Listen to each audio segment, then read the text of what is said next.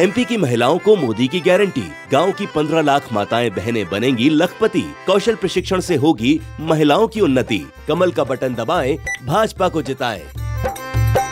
MP के मन में मोदी।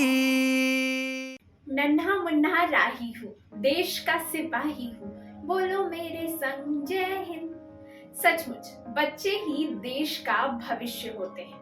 बच्चों का मन निश्चल होता है और बच्चों के व्यक्तित्व से हर कोई आकर्षित होता है। छोटे नन्हे मुन्ने बच्चों से असीम प्यार करते थे भारत के पहले प्रधानमंत्री पंडित जवाहरलाल नेहरू।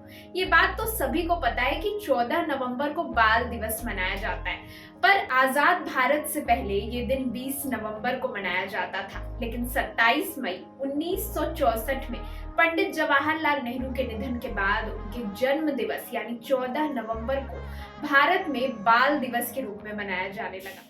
पर क्या आप जानते हैं दुनिया में पहली बार बाल दिवस कब मनाया गया था? 1920 में बाल दिवस तुर्की में पहली बार मनाया गया था।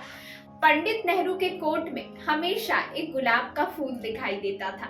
दरअसल पंडित नेहरू को गुलाब का फूल बहुत ज्यादा पसंद था, इसलिए हमेशा वो अपने कोट पर गुलाब का फूल लगाकर रखते थे। नेहरू जी हमेशा से युवाओं की उन्नति चाहते थे, इसलिए उन्होंने इंडियन इंस्टीट्यूट ऑफ टेक्नोलॉजी और IIM यानी इंडियन इंस्टीट्यूट ऑफ मैनेजमेंट जैसी संस्थाओं की नींव रखी थी। बाल दिवस के दिन स्कूलों में विभिन्न सांस्कृतिक कार्यक्रमों का आयोजन किया जाता है। पर आपको जानकर हैरानी होगी कि आजकल 10 साल के बच्चों के हाथ में भी मोबाइल फोन है और वो उसमें क्या देख रहे हैं, इस बात का अंदाजा लगाना भी मुश्किल है। इससे बच्चों के मानसिक विकास पर असर पड़ता है, साथ ही शरीर में कई बीमारियां भी उत्पन्न होती है। इसके अलावा आपको बता दें कि दुनिया में 10 बच्चों में से एक बच्चा बाल मजदूर है।